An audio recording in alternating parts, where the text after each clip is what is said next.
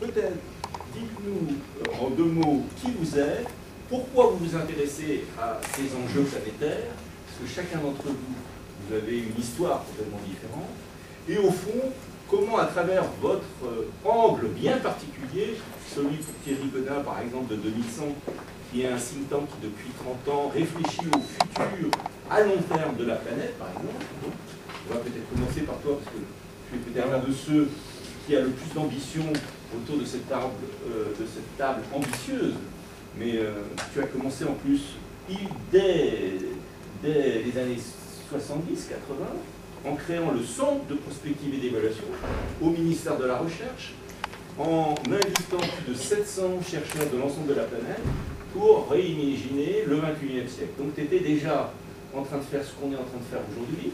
Donc c'est la première fois que tu viens.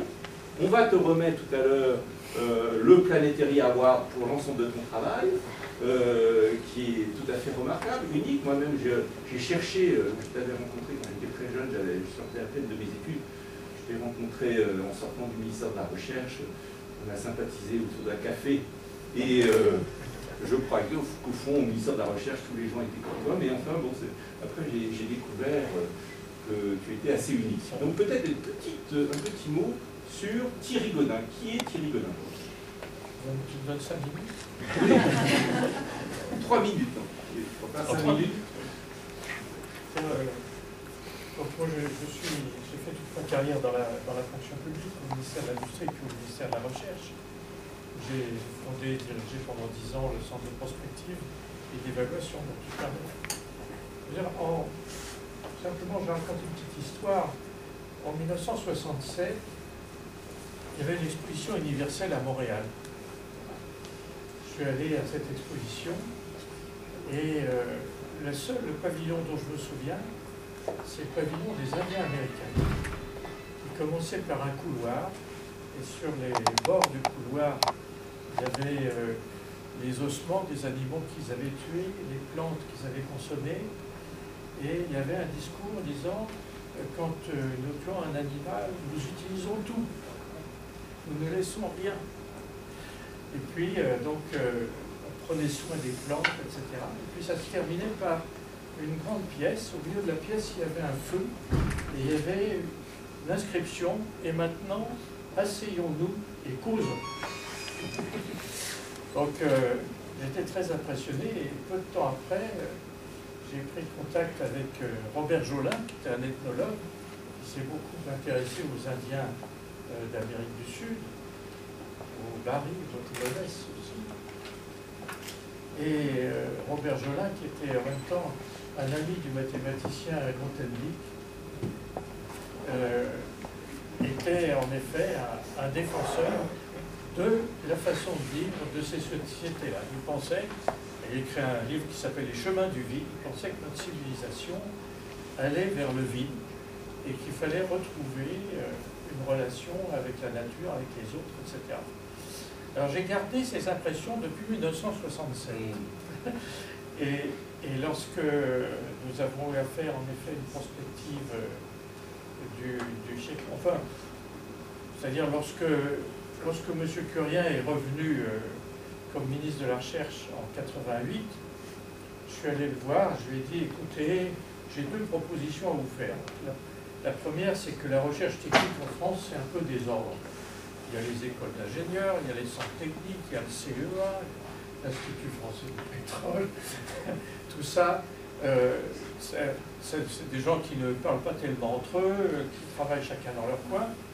Il faudrait peut-être faire un audit et remettre un peu d'ordre. Puis je lui dis, j'ai une deuxième proposition, parce que maintenant on a recueilli assez de données avec la veille technologique internationale pour vous faire un rapport de prospective mondiale. Alors je vois Curien qui me regarde, qui me dit, vous ne pensez pas que la recherche technique c'est un peu compliqué? Sous-entendu, je n'ai pas envie d'avoir de problème avec mes copains. et donc on s'est lancé. Alors je ne lui ai pas dit que c'était à échéance d'un siècle, parce qu'il aurait levé les bras au ciel. et donc on a mobilisé des chercheurs d'un peu toutes les disciplines, et on a sorti ce volume. Il y a à peu près 600 personnes qui ont travaillé, qui s'appelle 2100.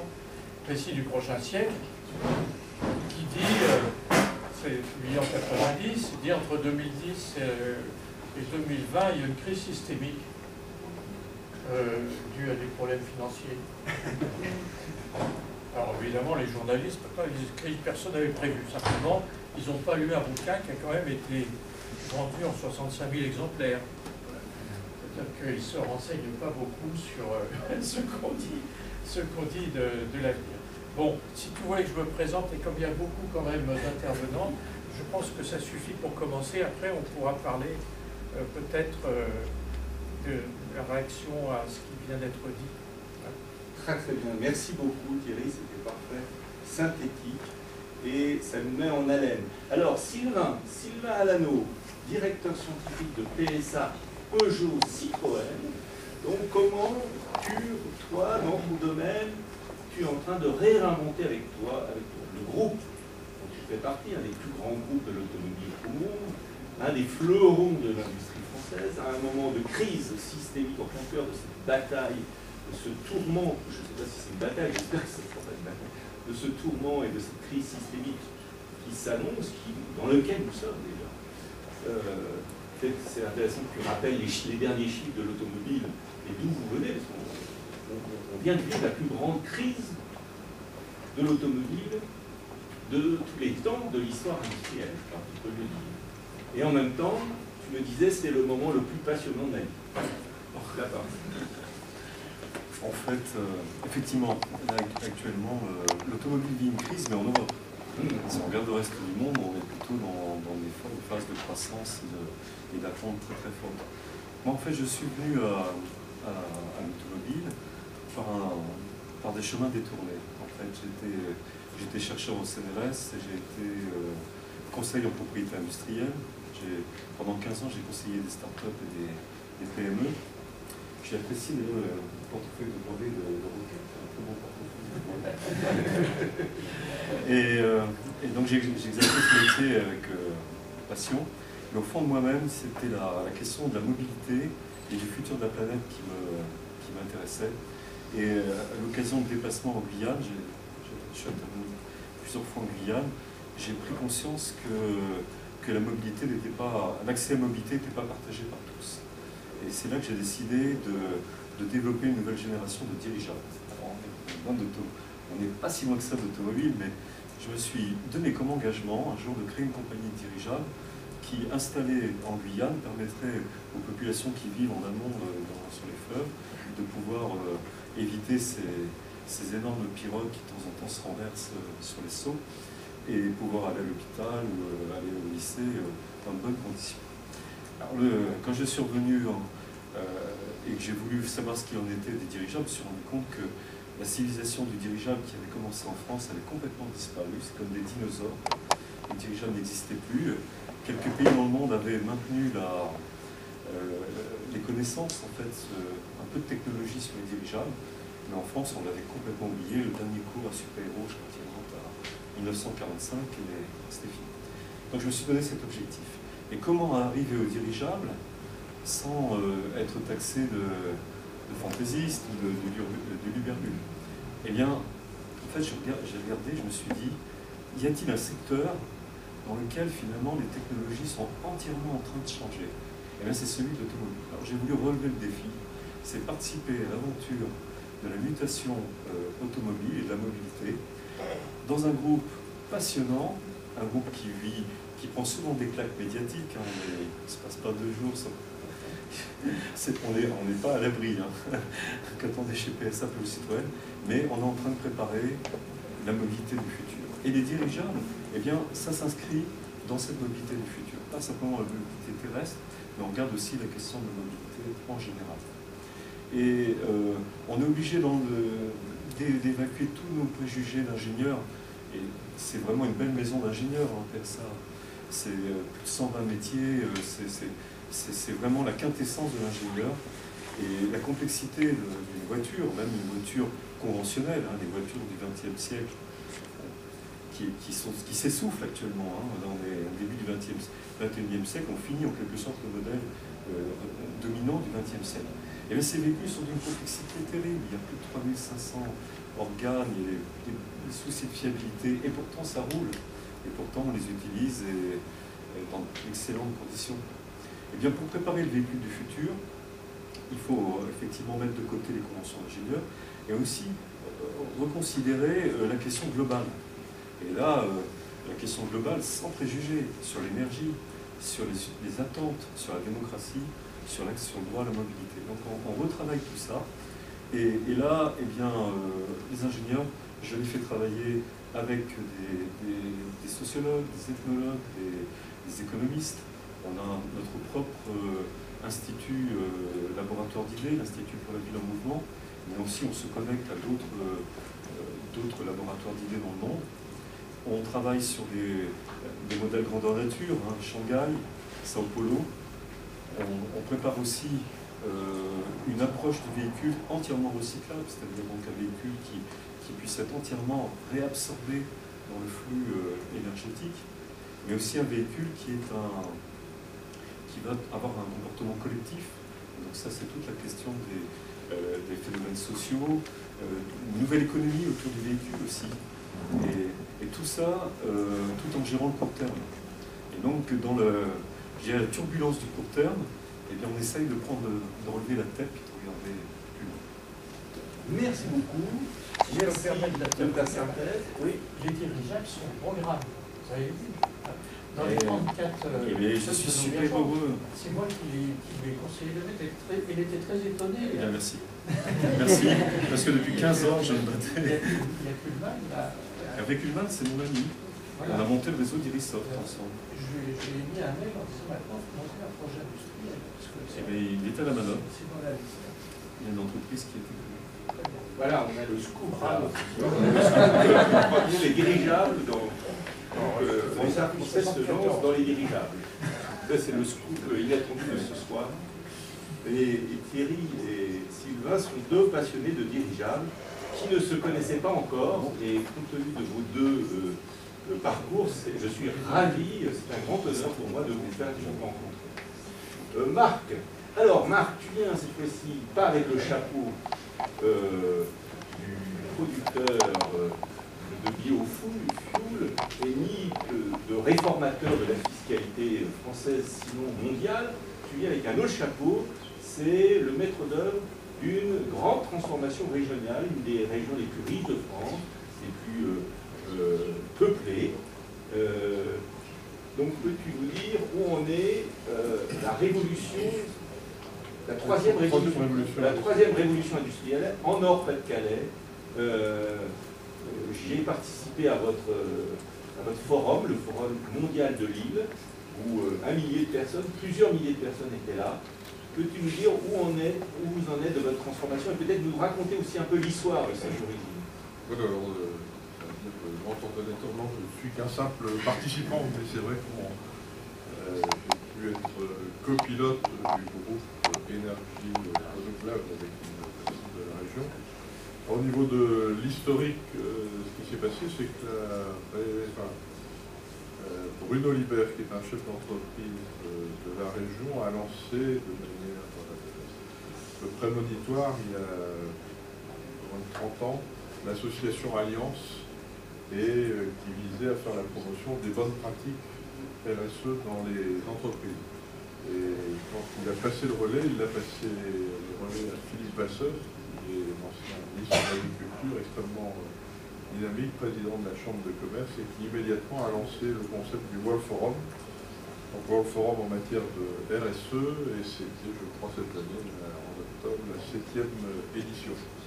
Lors de la 6e, il avait invité Jérémy Rifkin, qui avait fait un tabac, et s'en est suivi immédiatement après un contrat entre la région et Jérémy Rifkin pour emmener la région dans la 3e révolution industrielle, sachant qu'il avait déjà fait des master plans pour 2 ou 3 villes, mais là c'était la première fois qu'il le faisait au niveau d'une région. Ça a suscité énormément d'enthousiasme, puisque effectivement il y a eu 8 groupes de travail, donc sur les économies renouvelables, l'efficacité énergétique, l'économie de la fonctionnalité, le stockage de l'énergie, enfin toutes les thématiques de Rifkin plus 2. Et il y a eu restitution cette année à l'occasion du World Forum par Jeremy Rifkin avec remise de son plan. Alors Jeremy Rifkin, c'est une vision totalement énergie renouvelable à laquelle ce matin j'adhère. C'était pas le cas il y a un an, mais j'ai effectivement changé la vision. Effectivement, sa vision, c'est que quand effectivement les énergies renouvelables qui baissent en prix vont finir par l'emporter, comme c'est beaucoup d'acteurs qui peuvent intervenir sur un secteur à forte concurrence.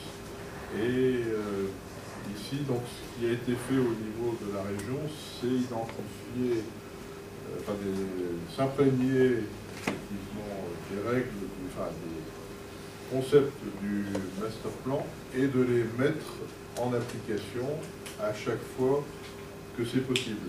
Et c'est ce que j'ai pu expliquer ce matin, entre une entreprise responsable en matière de développement durable et une entreprise qui n'est pas très attention, il y a une marge de proactivité considérable.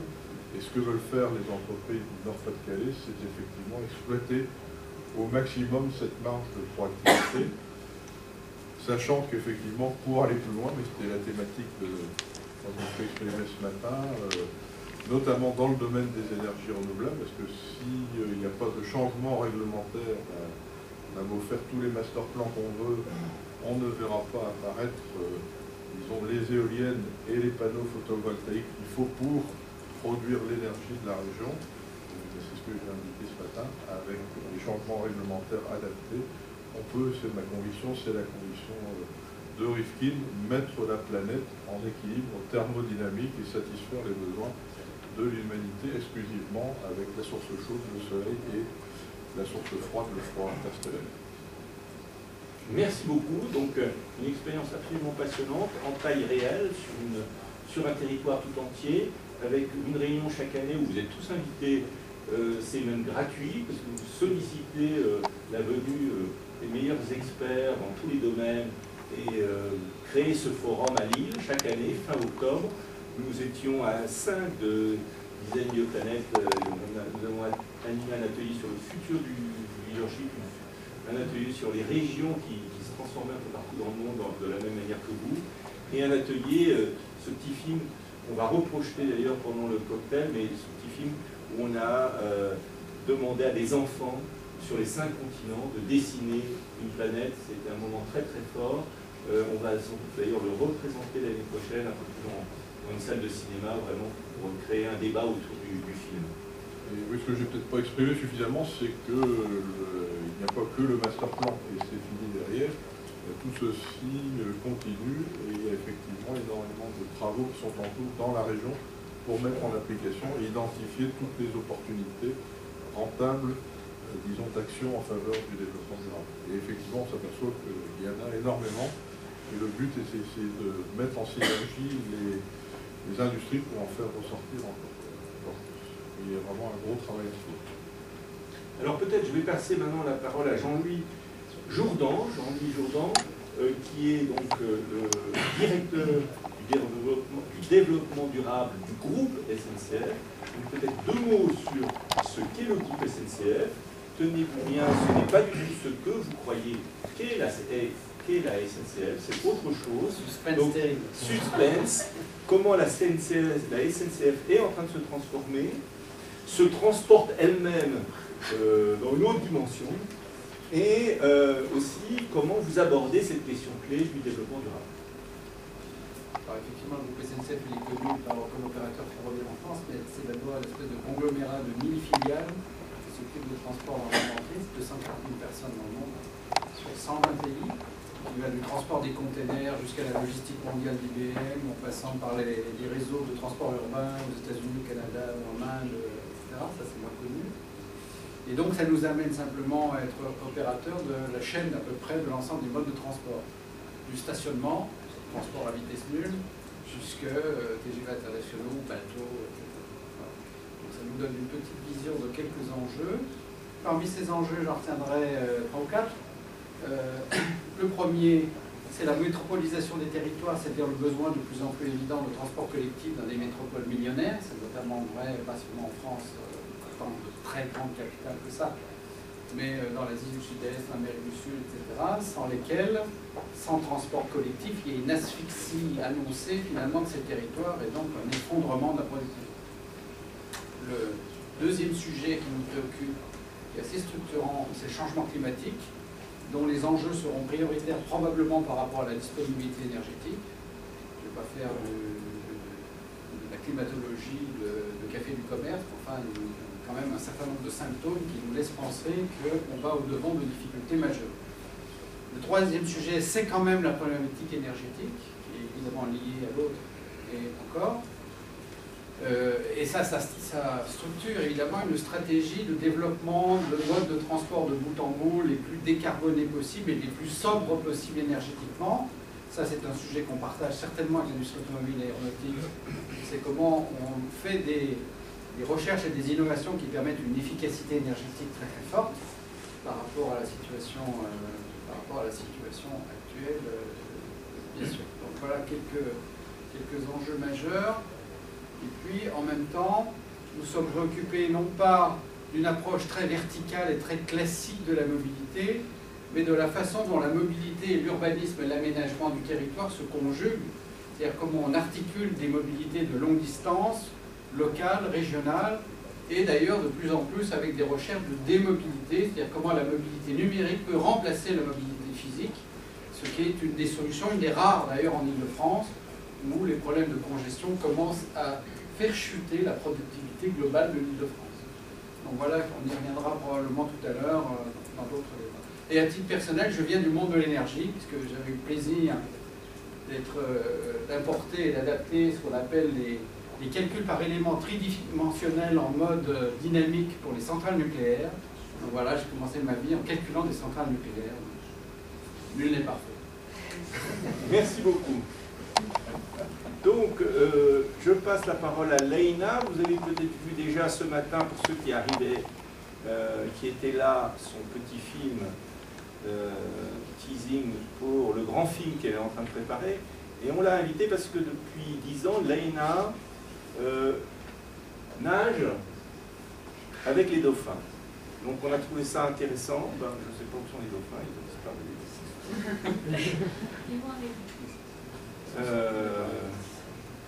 Ça marchait tout à l'heure. Bon, enfin, Leïna, présente-toi, son film, on l'a vu tout à l'heure, mais on va arrêter le problème. À toi. Pour tout vous dire, je me sens un peu comme un poisson hors de l'eau, c'est difficile. Mais je suis très contente d'être en si belle compagnie. Alors, qui suis-je? En fait, comment dire, je ne suis pas une experte en cétologie, c'est-à-dire dans l'étude des cétacés. Je viens juste, comment dire, témoigner d'un parcours très personnel, en fait, de guérison, une sorte d'initiation, on pourrait dire, à notre état de conscience que j'ai eu la chance de vivre parmi les dauphins sauvages à Hawaï. Et comment dire, déjà, ce qu'ils ont fait pour moi, c'est que, bref, enfin, jusqu'à récemment, je me sentais beaucoup plus à l'aise dans l'eau que sur Terre. Et pour moi, les dauphins incarnent vraiment ce oui à la vie. Ils ont ce potentiel de se connecter justement à cette vie qui est en chacun de nous, dans tous les autres règnes du vivant. Et cela m'interpelle particulièrement parce que quand je dis guérison, en fait, j'étais très dépressive pendant mon adolescence. Et ça me ramène en fait aux paroles d'un philosophe français que j'aime beaucoup, qui est déjà intervenu dans, je ne sais pas si c'est dans le cadre de Designer Planet, mais en tout cas dans l'université intégrale, qui s'appelle Patrick Vivray, et qui dit qu'en fait l'espèce humaine est une espèce qui ne s'aime pas fondamentalement, et c'est le cas pour moi, je ne m'aimais pas, je n'avais pas envie de vivre, mais tout à coup je découvrais ce contact avec une autre espèce que la mienne, qui était les dauphins et les baleines. et que j'ai abordé vraiment comme un peuple premier, avec une sagesse, une intelligence, certes très différente de la nôtre, mais et aussi, comment dire, je ressentais un amour extraordinaire de leur part et envers notre espèce en général. Et cela en fait m'a réconciliée déjà avec moi-même et avec ma propre espèce. Voilà. Et bon, quel est le rapport avec les dauphins et le développement durable et la transformation? En fait, pour moi, comment dire, déjà, donc, ils m'ont inspiré sur le lien avec moi-même, mais aussi, ils m'ont relié à une conscience qu'on pourrait appeler, enfin moi j'aime bien l'appeler conscience océanique, entre guillemets, c'est ce sentiment d'interreliance, d'unité, d'appartenance au tout. Tout qui peut être l'homme, aux autres domaines du vivant, enfin la biosphère, cette planète sur laquelle on est. Et puis, mais aussi qu'on va appeler une conscience planétaire. Et la nécessité, en fait, d'être un nouveau rapport à l'écologie et en fait de penser vraiment la transformation, de l'envisager, de la co-créer avec les autres règnes du vivant. Parce que, en fait, quand je m'interroge moi, la chose dont je souffrais le plus, c'était cette espèce de sentiment de séparation que j'avais avec le reste du monde. Et dès que j'ai commencé à réaliser ou à pressentir qu'en fait non, je ne vais pas se séparer du tout, j'étais vraiment interreliée avec le tout. Déjà, enfin, ça m'a énormément, ça m'a fait un bien-être fou, enfin, ça m'a vraiment rassurée de ne pas se sentir seule. Mais aussi, je pense que ça fait naître un sentiment de responsabilité, justement. Parce que justement, on se sent en lien, on se sent en unité avec ce qui nous entoure. Il y a un nouveau rapport avec l'autre qui naît, l'autre que ce soit l'humain ou la planète. Et donc voilà, je pense qu'il y a besoin en fait de retrouver ce lien d'amour avec la biosphère terrestre justement et l'intégrer vraiment dans la réflexion voilà, de notre avenir. Je crois que c'est tout pour le moment. Merci Bianca.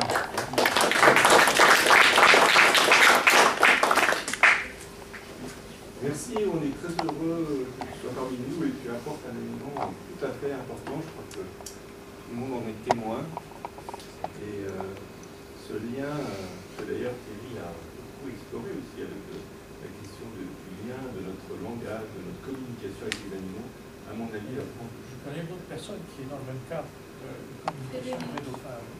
Frédéric Pichard. Oui, c'est ça. Oui. Alexandre, alors tu t'es déjà présenté, peut-être deux mots ou sens par rapport à ce qui vient d'être dit. Oui, effectivement, je me suis déjà présenté, donc peut-être simplement je voudrais ajouter deux mots par rapport à ce que vient de dire Léna, puisque par ailleurs c'est pas évident d'intervenir après elle, mais je pense qu'elle a évoqué un peu, parce que je pense qu'elle a évoqué effectivement des points très, très importants, et je pense qu'au fond l'essentiel pour chacun de nous c'est la question du sens. Et donc il me semble que pour la planète, pour la civilisation, au fond toute la question est de savoir comment trouver le sens, comment motiver nos actions pour arriver à construire une meilleure civilisation, une planète plus durable, et en fonction de quelle logique. Et la question que j'aurais envie de poser, c'est la question de savoir comment élargir cette expérience, parce que j'imagine que nager les dauphins, c'est une très belle expérience, mais qu'il y a d'autres moyens d'élargir sa conscience. Il me semble qu'il serait intéressant justement de voir, de réfléchir à tous les moyens d'élargir sa conscience.